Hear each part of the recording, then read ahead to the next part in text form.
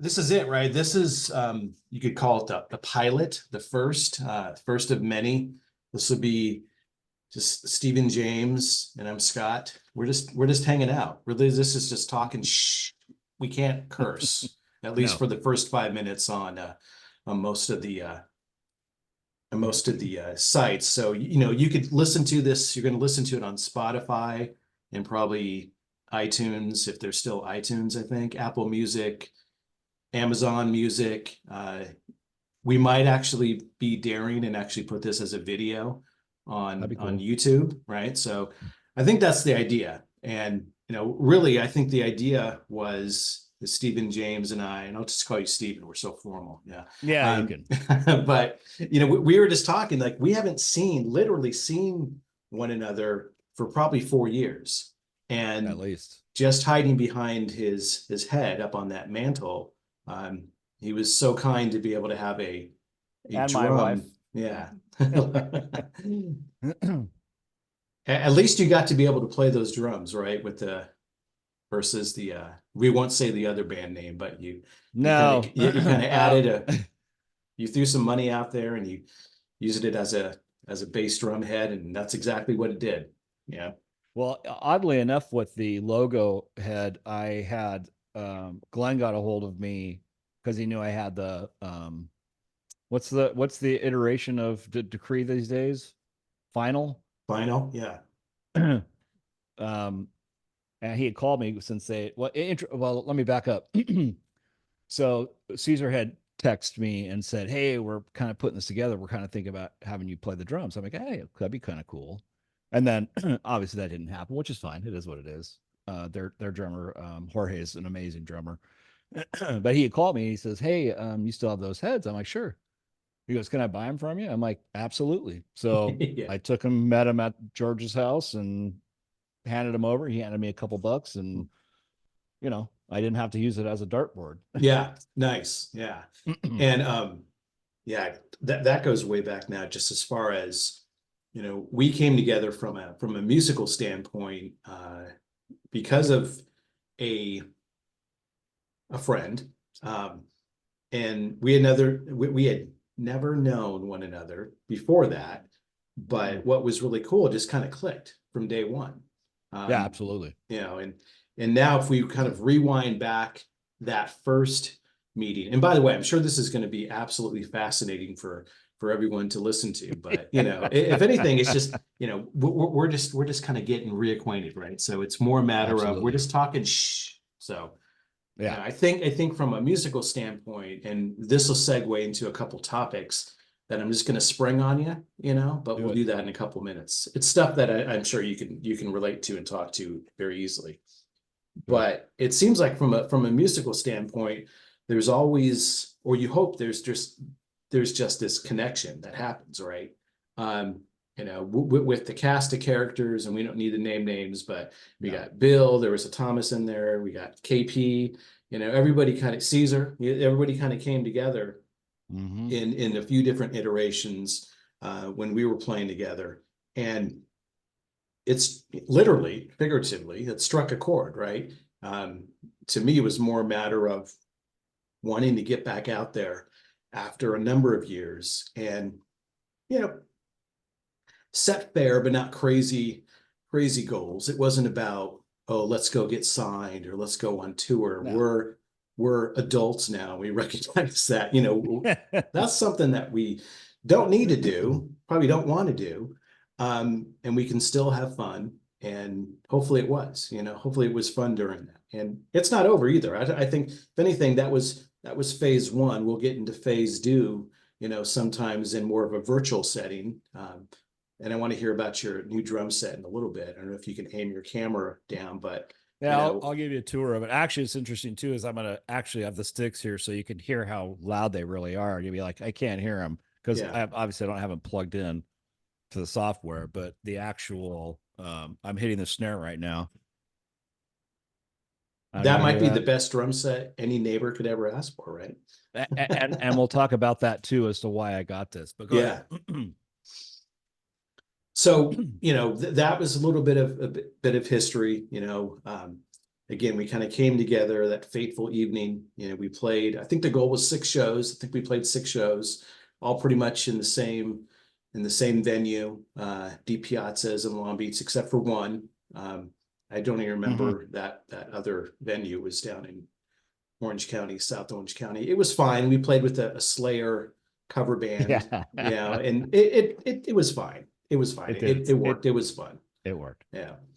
So yeah, walk me through your kit, because it's pretty cool where, you're the drummer, of course. So everybody's being introduced now to Steven the drummer, but you kind of took a little bit of I don't want to say a turn in the last month or two, but you decided, hey, what technology exists, let me kind of get into a different type of kit. So what do you got now?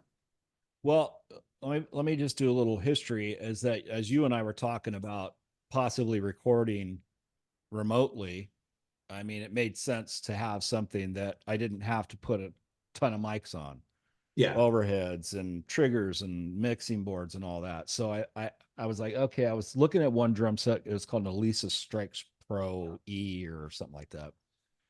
But the only thing that turned me off was that there was cords that came off of everything, and you had this harness of cords going to this thing, and I was like, it was like a $2,500 kit, and I'm like, I don't know that I want to do that, and I was just, Yeah.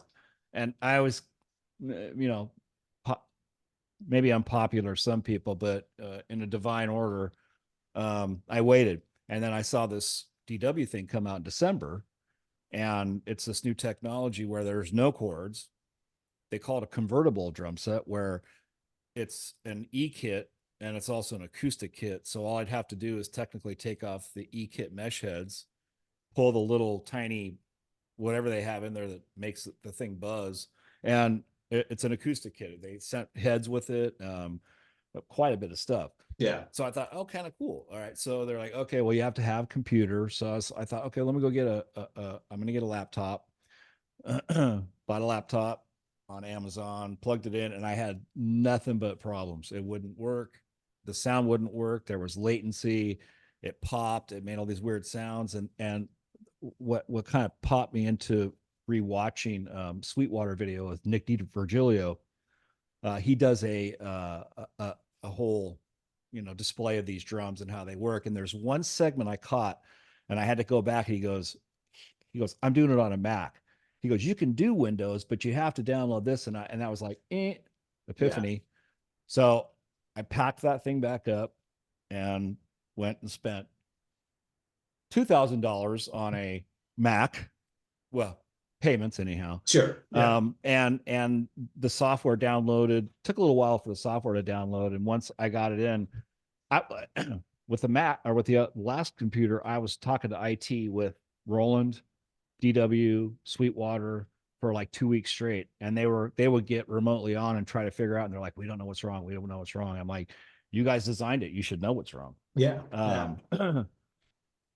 So long story short, once I got the Mac, everything panned out.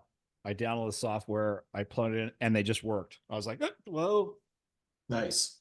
The drag about it is I ordered this kit in January, took about a month for them to build it, and they have not yet sent my cymbals, and we're getting ready to go into April, which is really a bummer. Yeah, no, for sure. That's where I want to kind of thought about sending some nasty emails, and I thought, well, it is what it is. It does suck because cymbals are hand in hand with drums. I mean, right. You go to hit air, I may as well just air drum through the whole thing. But it's actually a really beautiful kit. I mean, it's a nice red, which kind of takes me back to my very first drum set when I was 8. My mom bought me a drum set, and they were red. So I thought, oh, okay, I started with it. I'm going to finish with it. So yeah, nice, kind of cool. No, that is cool. And so when, and it will be soon, right? You'll get the cymbals. So educate me a little bit. Are they regular cymbals, or are they the electronic acoustic, which I don't know if that even works as a cymbal? So you can control the volume on those, just like the drums themselves? Yeah, and interestingly enough, they have a library where you can change the brand. You can go from Sabian to Meinl to Zildjian. You can change them to crash, to a splash, right. It's unlimited. The same thing with the drums. The software has, I think there are over 50 kits in there, and you can change. And once you get in there, you can tune them and do the dynamic. It's got a full mixer in there. You can Nice. change the sound of the microphones, the overheads. It's amazing. And DW had, and I think his name was Chad Wackerman, Brooks Wackerman's older brother, Yep. did all the samples of all real drums. So it's not phony drum sounds; they're Got it. actually real mic drums, which is dynamic. And it's kind of fun to tinker with, because you can go, oh, I want the bass drum to be lower, and you just take your mouse and click on it and it'll just drop it down. So the days of tuning drums are over. Not Yeah. that I don't know how to tune drums, but tuning drums sucks. Yeah. You just they're already tuned, and or you can raise and lower them, and it's such an amazing, and it's quiet. The cymbals, back to that topic, Yeah. they actually have a copper actual, like, as you're hitting a cymbal, the underneath has their little rubber and all the technology that's in it, but it's actually as if you're hitting a real cymbal. I haven't experienced them yet. A lot of people say they're heavy, but they have 3 different zones, like a bell. You can choke them. Even with the drums, you can choke the drums. If I hit the drum and put my hand on it, it'll just stop it, which is just Nice. wild. Yeah. And even the drums, if I wanted to bend the note and push the stick down and it does that too, which is wild. And the snare drum has a throw off. Every snare drum does. If you want to turn your snares off, I can't show you right now, but you just flip a little lever down, it throws the snares off, and it's electronic. I could just sit there and go, da, da, da, and it's the wildest thing. I mean, it's such a great concept. No, that's Am I awesome. the Yeah. am I the beta guy? Yep, but whatever. And that again, it has a full mixing board, so that we want to record.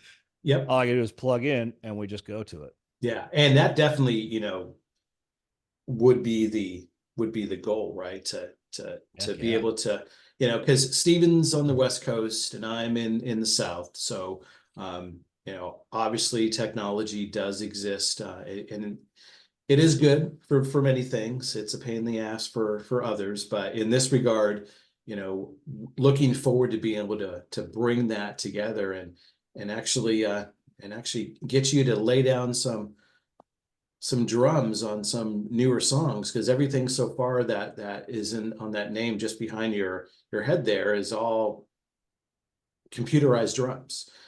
It's the real sounds, and BC did a great job of kind of producing and putting all that together. But Absolutely. I want to hear you. I want to be able to have that come together. So it will be. Yeah. It's a matter of time. It's going to happen soon. In the works, as they say. Yes. So let's stay on drums for a little bit. Sure. Obviously, a thing or two about drums. What about drummers? What drummers kind of stand out? And it could be like current ones. You could be just whatever, anybody right now that stands out that is like, that guy's just a badass, and he I tell you inspires what, influences. Yeah. the Or drummers today are nothing like the drummers from my era. I yeah. mean, the speed, the technique, the blast beats, it just keeps getting faster and faster, to where you're like, well, what's going on there? Yeah. I kind of like a little more laid back, heavy beat. I'm really into the drummer for Gojira. His Not only does he do blast beats, but he's got this. I can't describe it. He has there's something that I can hear, that I feel that I can do when he's playing that. Yeah. And what really got me into drums in the beginning was my brother, who's 4 years older than me, back in 74 or 75, turned me on to Rush 2112, and I There was we like, go. what is that? Yeah. Whoa, what? Yeah. And that's what kind of piqued my interest into wanting to do that. And so it started really with Neil Peart. But drummers today, like the stuff that you play when I'm driving home on like I hear those drummers and I'm like, I would love to be able to do that. I'm not that. I'm kind of more like a Dave Grohl drummer, and I think Sure. Dave Grohl says the same thing. Like, I'm not a technical guy. I took lessons when I was a kid. I learned how to read music a little bit. Yeah, I can still look at it and read it, but I couldn't play and read it. It'd be like it would throw me off. Dave Grohl definitely is definitely in my pocket of drummers that I really like. God rest Taylor Hawkins, another really good drummer. absolutely. Yeah. Um, but now, like, like the drummer for like Lorna Shore, like that makes you watch him play, and he has no facial expressions, Right. and Yeah. he could the blast beats are flipping from one hand to the other, and it's so stellar. And I have to go back old school like Nico McBrain. Yeah. Um, Yeah. Lars was a big influence. A lot of people either like him or hate him. Um, good Lord. Definitely Charlie Benante from Anthrax was a big influence. Kind of that same era that you and I grew up with Absolutely. being what kind of pushed us into the fold that we're most likely in now. Yeah, for sure. And yeah, I was fortunate enough, how many years ago now? A couple years ago, there was a Oh, festival sorry. that happens. No, go ahead. Sorry, Dane Brain Daler. I can't think of his name for Mastodon. Sorry, I had to throw Mastodon. that Yeah, in. oh yeah, he's Yeah. great. Yeah. Yeah, a couple years ago, there was and it's every year, September, late August, September. So it's nice and warm in Right. Nashville area. So Yeah. there's this tour. It's not a tour. It's a festival called Pilgrimage. So 3 years ago, Foo Fighters, 3 or 4 years ago, probably three, yeah, because I think it was after COVID. But no, it was before COVID, so it was probably hitting five. Anyway, they played, and it was close enough where I could just, you know, walk for the most part because it just is a zoo. It's like downtown Franklin, and that was the first time I saw Foo Fighters, and so I got to see Taylor. I've always been a fan, and over the years, the timing was never right. There wasn't, the scheduling of the shows and wherever it was at, it just didn't happen. So that energy, and again, just how they play off one another, Mm-hmm. that was certainly a moment. When you look at, you know Oh, hold on a second. duos. God damn it. Sorry. All right. How did I know that was going to happen? All right. That was entertaining. Yeah. So did I tell you we're live? No, I'm just kidding. Yeah. I knew we were live, and I Yeah. was trying to figure out how I was going to stop that. No, all good, all good. We can always edit. That's the power of the recording. But anyway, yeah, seeing the Foo Fighters and again Dave and Taylor as just that combo, that duo, was pretty phenomenal. You talk about like so I do a show every Tuesday. It's on 99 WNRR. That's the only plug I'll drop for it. And yeah, it's heavier music, right? I do a triple thrash back, some, in our day and age of, 84, 85, 86, when I thought, which I still think is probably like the heyday of music for me, as far as the Absolutely. bands that really influenced me and I still listen to today. So I always enjoy revisiting a couple of those. But yeah, there's some stuff today that's out that's just wild. And it brings me a topic that I want to kind of get your feedback on. And I do not, and I should remember his name, but let's just say it's the singer of Accept. And Mm-hmm. and I'll pull it up later. But he was it could have been in Udo? Blabbermouth. What's that? Udo Dirkschneider? No, he's the old one. So this is Oh. whoever is the current guy now. Oh, But I he didn't even know they made, were. yeah, and again, it's kind of ironic hearing this comment, but he made a comment and actually got a lot of responses in social media. I'm going to bring his name up if I can actually operate my phone really quick here.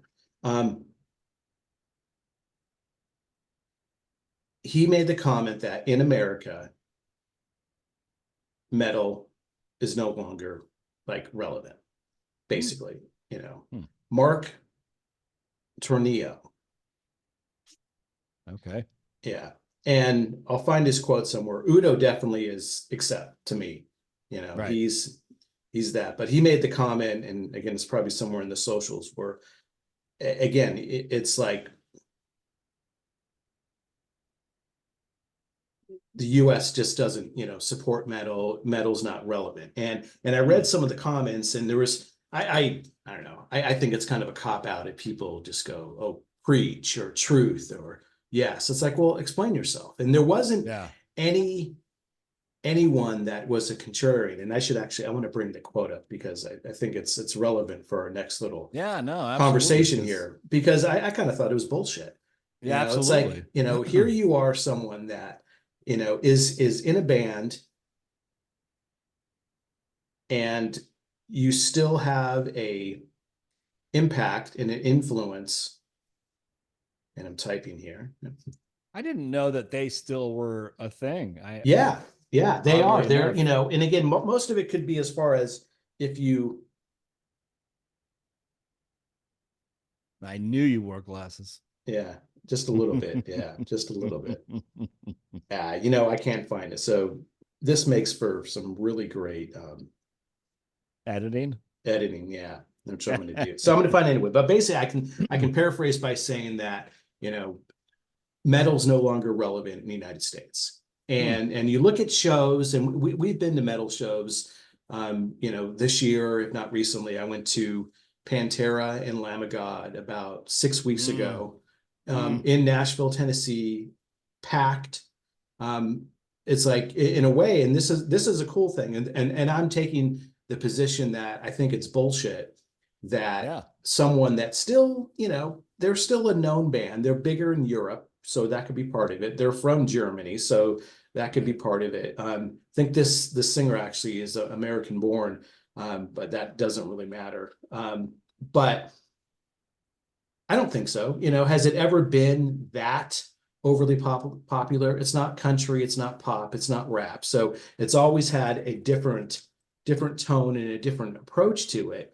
But as far as just saying, you know, metal's not relevant. So I'll stop there and want you to comment as far as, you know, we've been to shows, we've seen posts on social media, we share pictures, we still play the music. When you hear someone say that has, you know, he's it's not like Ozzy said it, or, you know, of all people, Gene Simmons. So that's you Right. know, a little bit different. But here's this guy in Accept who still needs people to see his band, still needs to be at least some level of relevancy. When you hear that, I don't know. It to me it kind of pisses Mm. me off a little bit. Yeah, especially if he's an American born, it almost is like you're stepping into bigger shoes. First of all, is it to get noticed? Hey, look at my band. I'm going to talk shit about Yeah, American bands. I mean, let's go back to what did Metallica do? This, I mean, that stage with 4 drum sets and selling out, and what I think they even had Pantera open up for them for a couple of shows. yeah. Um, And I found the you know, quote real quick. The United go ahead. States is just not metal territory anymore. And he was born he's 69, so he's up there. Huh. 69-year-old New Jersey-based singer who joined Accept in 2009. Wow. Pretty wow. Yeah, like I said, you're feeling bigger shoes if you Yeah. can sing like Udo. But the comment that it's not happening here is bullshit, because if you listen to what you're playing, most of it's from here. Yeah, there's some good Hmm. bands in from Europe. Um, but most of the stuff you see, like Spirit Box, for instance, they're American, Yeah. and they shred. She's an amazing singer. The I'll still always see Iron Maiden. Yeah, they're European, but they come over here. They have fan bases that sell out all over the continent, Yeah. all over the world, and Absolutely. and to have a comment like that. seems to me like you're a little bit narcissistic, thinking that you're the shit of this band. And I mean, who thinks of Accept these days? Honestly, I mean, whenever I think of Accept, I think of Fast as a Shark. That was the first experience I ever had to double bass drum, and I was like, Absolutely. "What the Yeah. fuck is that? That's Yeah. amazing." Um, but No, I agree. you're Yeah. it's like having all these, it's like it'd be like if the Scorpions had all different same people in the band. I mean, they've different drummers and a different bass player. Actually, their bass player's been there for a long time. um but it's the same guys, Yeah. it's Rudy Shanker, it's I can't think of his name, the other guitar player, Klaus Meine. But Yeah. to have T.S. some sort of Yabs. Yeah. Matthias, yeah, Yeah. to have that kind of an attitude about that, you're not, I don't think you're doing your homework, bro. Yeah. And to add to it, because we have no trouble selling tickets in South America. We have no trouble selling tickets in Europe. I think it's just the United States is not a metal territory. He does that. I don't know why. So again, all that is more a matter of you have to kind of look at how relevant are you, because there's more tours being announced. And again, it doesn't compete. There's not, you don't hear metal on the radio, but you never did. No. Um, and it doesn't have the same marketing, doesn't have the same view.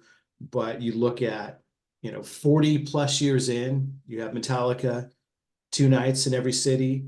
And if they added another 50 dates, they'd sell out all of them. Absolutely. Pantera coming back, and opinions aside, Charlie did a great job. We were close enough I could see him. And yeah, he's not the same drummer, but he definitely, and they weren't trying to be like, to take their place.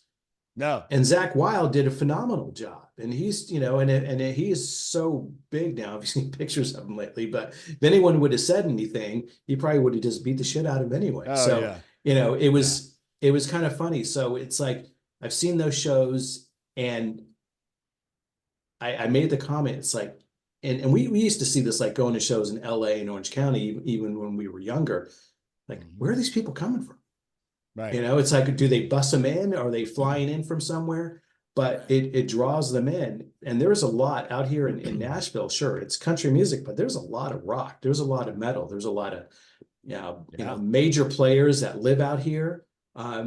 Names don't matter, but they're around, and there was a lot of shows. There was Between the Buried and Me played 2 nights, sold out. Granted, it was at a club, but still, they came through. So it's all the level of, success means something to some bands, of course. And you really don't make any money off of record sales anymore. Clearly, no one sells records, except for a few, but you sell your merch and you get out there. And there's still plenty of music that can be found if you look, and you have to look. That's part of, for me,